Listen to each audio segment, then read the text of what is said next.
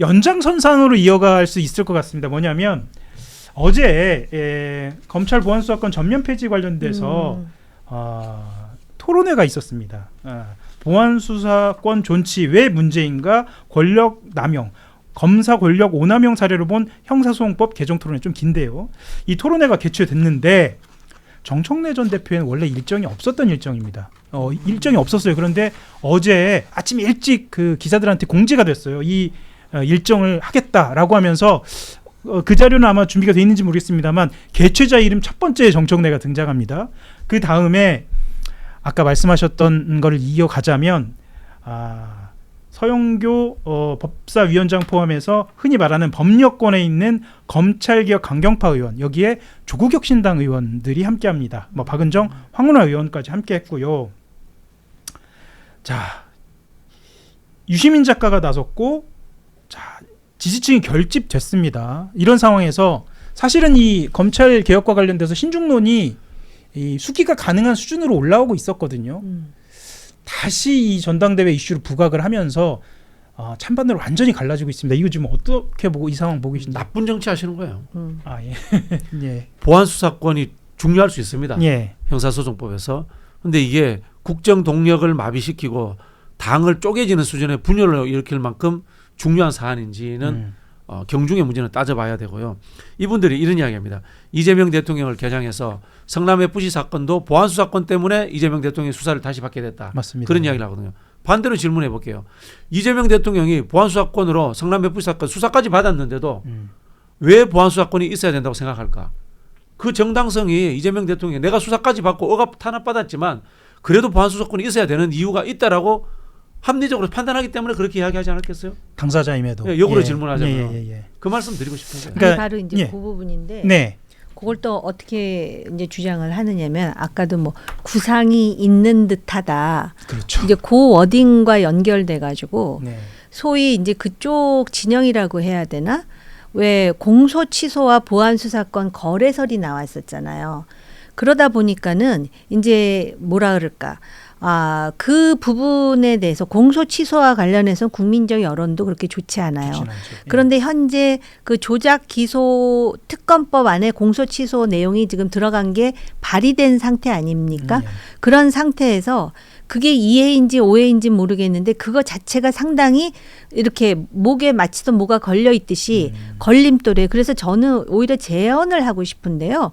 이 소위 보안 수사권에 대해서 지금 저기 박 원장님이나 저나 그것과 관련해서는 이게 지금 그 만약에 완전 폐지했을 때 어떤 상황이 벌어질지에 대해서 수없이 걱정하고 경고음을 냈던 사람들이잖아요. 몇 주 동안 그 얘기만 그렇습니다. 했습니다. 근데 나는 같은 한국말인데 왜 그게 서로가 이해가 안 되는지 전 그것도 잘 모르겠는데 그런 차원에서 대통령이 이 공소 취소와 관련해서 이거는 내 문제다. 예를 들어서 내가 그러면은 퇴임한 다음에 나 이거 당당히 재판받겠다. 내지는 그 민주당에서 공소 취소라는 항목을 차라리 없애버리면은 그러면은 보안 수사권하고 이게 거래설이라고 하는 이상한 논리를 개진하는 사람들을 민망하게 만들 뿐만 아니라 오히려 그렇게 하는 것이 아까 중도 우파까지 아우르는 얘기하셨잖아요. 상당한 지지와 신뢰를 확보할 수 있을 것 같아요. 탁 털고 갈 수 있는 계기가 될 수 있다.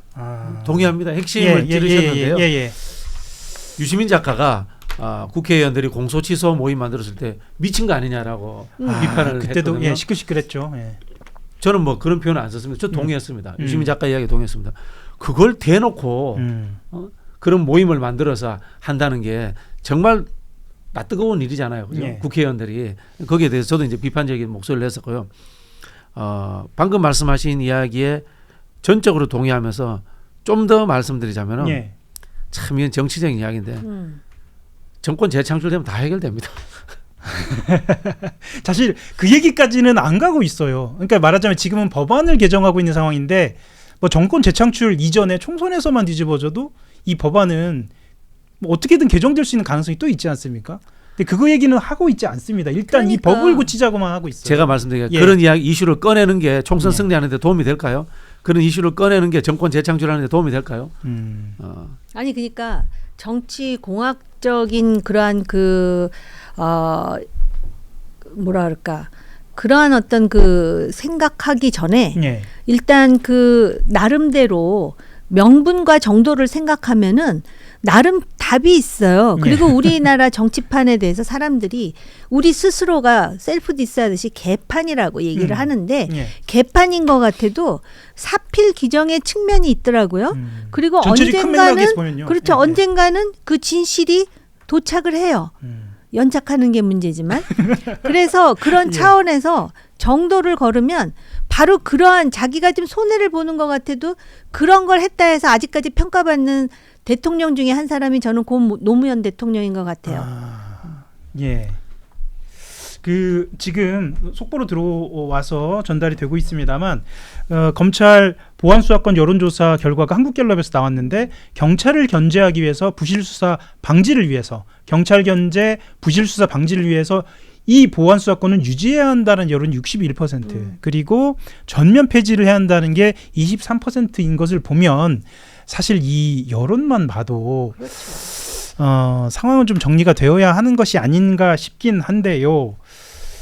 또 아까 정치적인 여건 말씀해 주셨지만 이런 그 국민적 여론과 별개로 이 현실적인 피해, 그러니까 검찰 보안수사권이 전면 폐지가 됐을 때 현실적인 피해, 장윤기 사건 같은 사건들이 발생했을 때 이 부담을 누가 질 것인가에 대해서 우상호 강원지사 같은 경우에도 직접 나서서 그런 일이 생기면 그때마다 민주당이 당한다. 그러니까 민주당이 지게 된다라고 이야기를 합니다. 지난번에 그 박 원장님, 박평론가님이 말씀 주셨지만 이재명 대통령이 책임을 질 것이다 이런 말씀도 하지 않으셨나요? 그러니까 결국에는 이 상황이 여론도 좋지 않고 결국에 뒷감당은 민주당이나 이재명 대통령이 결국은 해야 하고 이런에도 불구하고 이 정치적 후폭풍에 대한 고려가 없는 건 이건 또한 당장의 어떤 정치적 유불리 이런 판단이겠죠. 그렇죠. 예. 코앞에 그 권리당원, 강성 권리당원. 뭐 연장 성상에서 뭐 다른 피해자의 이의제기권이나 이런 논의들도 있습니다. 여기까지 이야기를 해야 하는데 지금 정 의원님 모시고 꼭 다뤄야 하는 주제가 남아 있어서 급하게 다른 주제 하고 넘어가겠습니다. 왜냐하면 모셨는데 국민의힘 이야기를 안 할 수가 없습니다. 예, 국민의힘 이야기를 좀 하고 싶은데요.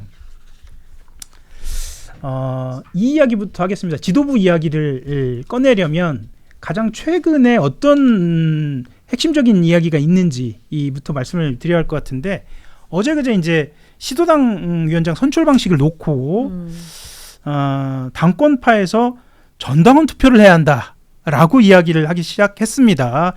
비당권파라고도 불리기도 하고 이 이야기를 하고 있는 쪽은 친한계이기도 하고요. 비당권파에서는 당원 중심이 국민을 소외시킬 수 있다 이렇게 이야기를 합니다. 이거 간단하게 좀 설명을 드려야 할 것 같은데 지금 시도당 위원장은 대의원 중심으로 해서 이렇게 뽑고 있고요.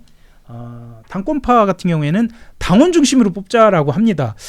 저도 이제 정치부 기자 생활을 10년이 넘게 했습니다만 시도당 위원장을 가지고 이렇게 지도부가 격돌하는 경우는 처음 봅니다. 지금 이 상황은 좀 어떻게 보고 계신지 의원님 궁금합니다. 제가 저 이미 10몇 년 전에 탈당했다고 말씀드렸잖아요. 예. 근데 지금 이렇게 당원 중심이라고 얘기하는 거는 국민으로부터 지지를 받기가 쉬운 구도가 아니라는 거를 본인들도 안다라는 방증 아니겠습니까? 근데 원래 정당이라는 거는요. 네. 전국 정당이어야 되는 거 아니에요? 그렇죠. 이게 어떤 그 특별한 어떤 그 이념적 괴를 갖고 있거나 또는 특별한 어떤 진영의 이해를 대변하는 그래서 보통 뭐 짠물 뭐 이런 말도 하던데요. 네. 그런 사람들이 당원이라 해갖고 그 사람들의 의견만 반영하는 것이 전국 정당으로서의 자격에 맞는 일인가에 대해서 반문하지 않을 수 없고요. 요새는 또 이런 정도의 얘기를 하더라도요. 엄청난 압박을 받는데요. 아 그래요? 제가 말씀드렸잖아요. 저는 일반인이라고. 저는 국민의 한 사람이에요. 예. 그래서 저는 계속 얘기하겠습니다. 그래서 지금 이 당원 중심이 국민을 소외시켜서는 안 된다라는 비당권파의 주장이 상당히 그 설득력이 있는 것이죠. 네. 근데 문제는 뭐냐면은 이 구도가 여간에서 혁파되지 않는다는 거예요. 예. 사실은 지방선거에서 민주당도 뭐 패배했다 그러지만 국민의힘에 비하면은 진짜 그걸 패배라고 할 수 있느냐라고 예. 볼 정도의 상황임에도 불구하고 소위 당 리더십이라고 하는 사람들 어느 누구도 책임지는 모습을 보이지도 않아요. 그렇죠. 그리고 그거에 대해서 부끄러움도 없는 상황이 되어버렸어요. 그러면은 많은 사람들이 이제 당 지도부에 문제가 있다라고 생각을 하죠. 저도 그렇게 생각하는 사람 예. 중에 한 사람인데요. 이거를 돌려서 생각해 보니까 이러한 구도를 혁파하지 못하는 당 시스템에도 분명히 문제가 있는 거라는 것이죠. 예. 적어도 이 정도 되면 지도부가 책임을 지고 뭔가 쇄신과 개혁을 해서 국민으로부터 더 여론의 지지를 받아야 되는데 조금 전에 갤럽 지지 보니까 뭐 40대 26인가 예, 지금 그렇게 나왔더라고요. 나왔습니다. 20%대로 다시 주저앉았어요. 예. 지방선거 직후에는요. 국민의힘에 대한 기대가 커서 그런지 심지어는 뭐 골드 크로스라 그러죠. 예, 국민의힘 크로스 됐습니다. 입장에서. 예. 예. 그리고 이제 민주당 입장에서는 데드 크로스였는데 지금 다시 원상복귀가 됐단 말이죠. 예. 그럼에도 불구하고 지금 소위 당권파 중심으로 해갖고 전당원 투표 도입을 왜 하겠어요. 이거는 어떻게 보면 그게 유리하다라는 생각에 더해서 지금 자기네들이 코너에 몰리고 있다라는 거를 안다는 방증이라고 저는 생각해요. 민심이 본인들에 대해서 어떤 생각을 하고 있는지를 자각하고 있으니까 당원 중심으로만 하고 민심을 빼겠다는 거 아니에요? 그래서 제가 지난번에 말씀드렸잖아요. 다른 방송에서 원장님하고 얘기하면서 민주당도 그렇고 국민의힘도 그렇고 이런 식으로 짠나냐는 당원을 중심으로 해서 당이 갈 거면 도대체 국민 세금으로 나도 세금을 내는데 그 국고 보조금을 받아야 맞습니다. 되는 거 맞습니다. 아니 예. 그 얘기했다고 내가 지금 당으로부터 성명서를 받았어요. 아 그래요? 네. 예, 내가 너무 이거 당연한 당연한 거 이야기인데요. 아니에요? 당연한 얘기인데 내가 네. 지금 이거 한겨레 신문사라서 여기까지만 얘기할게요. 왜냐하면 지금 또 그 사람들은 그거를 또 비틀어서 생각할 테니까. 아, 근데 아무튼 그 예. 얘기 분명히 한 거 기억나시지? 네. 예. 근데 글쎄 아니 내가 틀려? 그러니까 국민의힘 국고보조금을 받으려면 예. 전국 정당이 돼야 되잖아. 국민의힘도 그렇고 민주당도 엄밀히 얘기해서는 그렇고. 제 돈도 들어가고 있는 거잖아요. 그러니까는요. 예, 예. 아유 괜히 또 흥분하게 되네. 여기까지. 평론가님, 예. 우리나라는 재밌게도 예. 헌법에 모든 정당이 이른바 국민정당 캐치오 파티가 되도록 예. 헌법에 규정해놨어요. 그러니까 예. 예. 그건 아마 제도권 정당을 용인하고 예. 이른바 과거에 있었던 뭐 혁명가 정당이나 전위 정당 이런 것들을 인정하지 않겠다라는 예. 이런 뜻인 것 같기도 한데 예. 그 정당은 국가와 뭐 저 사회를 뭐를 위해서 존재해야 된다라고 예. 이렇게 헌법에 규정이 돼 있어요. 제가 정확하게 예. 규정 판단해. 그러면은 당원들만의 정당은 존재하지 않는 거예요. 예. 같이 균형감 있게 존재해야 돼요. 이게 저는 이게 자꾸 이럴 때마다 나타나는 게 1번이냐 2번이냐 선택을 하는데 예. 이거 1번 2번이 같이 균형감 있게 예. 섞여 있어야 되는 거예요. 이게.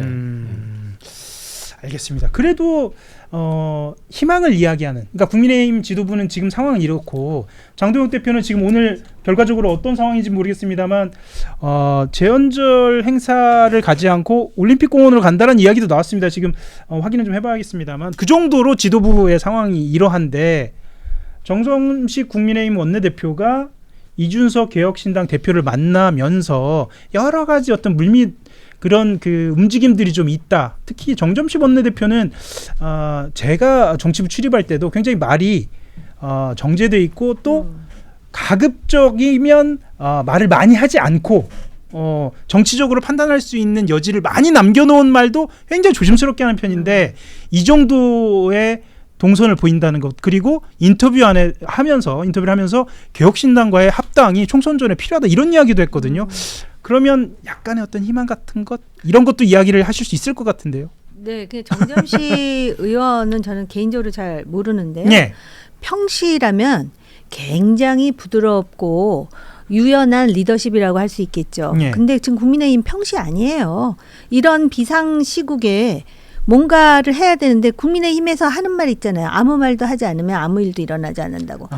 그런 상황인데 예, 예. 지금 어쨌든 그래도 그 뭐라 할까 정중동이라고 해야 되나 움직이고는 있는 것 같아요. 그러니까 정점식 국민의힘 원내대표 같은 경우에는 과거에는 당권파 주류로 아마 이제 분류된 그런 정치인으로 알고 있는데요. 네. 이준석 개혁신당 대표를 만난다라는 것의 의미는 이준석뿐만이 아니라 보수가 다시 개혁하려면은 어떤 방향으로 가야 되는지를 내가 인지하고 있다라는 시그널 정도는 시그널 아닌가. 정도. 예. 그런데 이제 움직임이 상당히 신중하다 보니까 그것에 대해서 좀 답답해하는 사람들도 있는 것 같은데요. 그 안에 지금 소위 대권 주자라고 하는 인물들이 있어요. 물론 그 밖에 있는 한동훈 의원도 있고요. 또 오세훈 시장도 있고요. 그렇다면은 이러한 사람들이 중심이 돼서 뭔가 국민의힘의 미래가 그런 사람들을 중심으로 해서 혁신이 된다라는 거를 보여주는 데 있어서 거중 조정을 해야 될 사람이 지금 현재 정점식 원내대표가 아닌가 이런 생각을 하고요. 그런 차원에서 한동훈 의원이 지금 외부에 있는데 예. 이런 면은 있어요. 대중 지지는 상당히 높고 또 많은 주목도도 상당히 높은데 그 내부에 침묵하고 있는 중립지대에 있는 정치인들 있잖아요. 네. 이 사람들을 설득하는 건 본인 역량의 문제라고 봅니다. 과거에 정치적으로 어떤 노선을 걸었던 또 어떤 감정이 있든 그게 중요한 게 아니잖아요. 정치에서는. 그렇다면은 그 사람들을 아울러서 소위 뭐 자기 사람으로 만든다든지 포용한다든지 아니면은 본인이 지금 복당을 하지 않아도 다시 뭐 새로운 창당을 하더라도 그 사람들이 다 나올 수 있을 정도의 분위기가 만들어지도록 하는 것은 네. 바로 한동훈 의원과 친한계라고 하는 정치인들이 해야 될 소명이 아닌가. 지금 지지자 가지고 부족하니까 지금 당권파들이 아직까지도 딱 틀고 있으면서 그렇죠. 전당원 투표 얘기하는 거 아니겠습니까? 그렇습니다. 그래서 그런 역량이 필요할 것 같다라는 생각이 들어요. 시간이 허락되면 사실은 뭐 1시간이 아니라 2시간으로도 부족할 것 같습니다만 오늘 어떠셨는지 모르겠습니다. 예. 아유, 근데 참 진행을 잘하시네요. 그냥 편안하게 막 그냥 마치도 방언이 터지듯이 막 나갔는데 어떨지 모르겠습니다. 아유, 너무 감사했습니다. 그 인사 주시고 그러면 저희는 2부로 이어가도록 하겠습니다. 예, 오늘 수고하셨습니다. 감사합니다. 감사합니다. 감사합니다. 예.